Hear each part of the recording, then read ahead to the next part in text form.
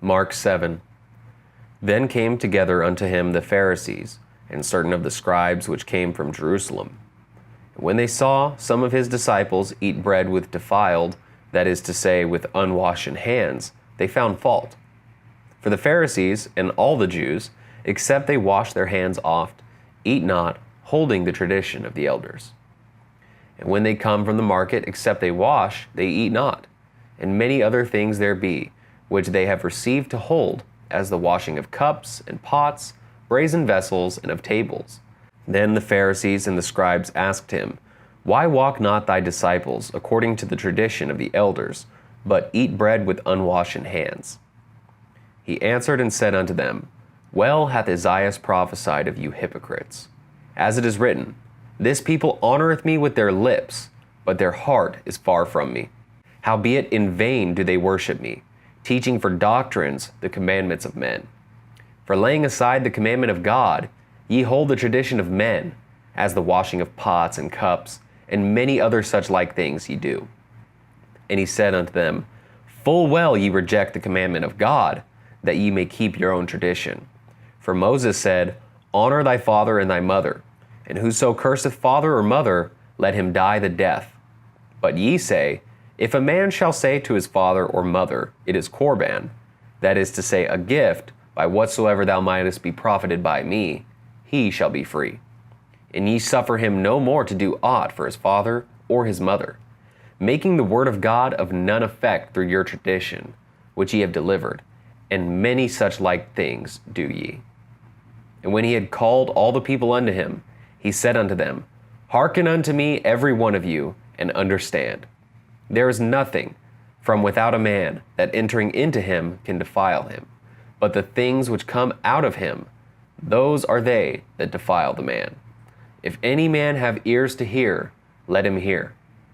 And when he was entered into the house from the people, his disciples asked him concerning the parable.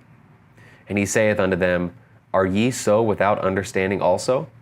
Do ye not perceive that whatsoever thing from without entereth into the man, it cannot defile him, because it entereth not into his heart, but into the belly, and goeth out into the draught, purging all meats. And he said, That which cometh out of the man, that defileth the man. For from within, out of the heart of man, proceed evil thoughts, adulteries, fornications, murders, thefts, covetousness, wickedness, deceit, lasciviousness, an evil eye, blasphemy, pride, foolishness. All these evil things come from within and defile the man. And from thence he arose and went into the borders of Tyre and Sidon, and entered into an house, and would have no man know it, but he could not be hid. For a certain woman, whose young daughter had an unclean spirit, heard of him, and came and fell at his feet. The woman was a Greek, a Syrophoenician by nation, and she besought him that he would cast forth the devil out of her daughter. But Jesus said unto her, Let the children first be filled, for it is not meet to take the children's bread and to cast it unto the dogs. And she answered and said unto him, Yes, Lord, yet the dogs under the table eat of the children's crumbs. And he said unto her, For this saying, go thy way, the devil is gone out of thy daughter. And when she was come to her house, she found the devil gone out, and her daughter laid upon the bed. And again, departing from the coasts of Tyre and Sidon, he came unto the sea of Galilee, through the midst of the coasts of Decapolis.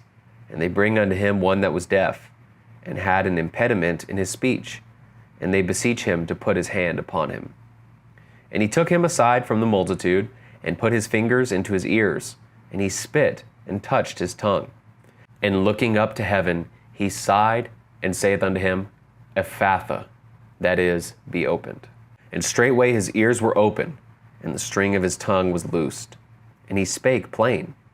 And he charged them that they should tell no man, but the more he charged them, so much the more a great deal they published it. And were beyond measure astonished, saying, He hath done all things well. He maketh both the deaf to hear, and the dumb to speak.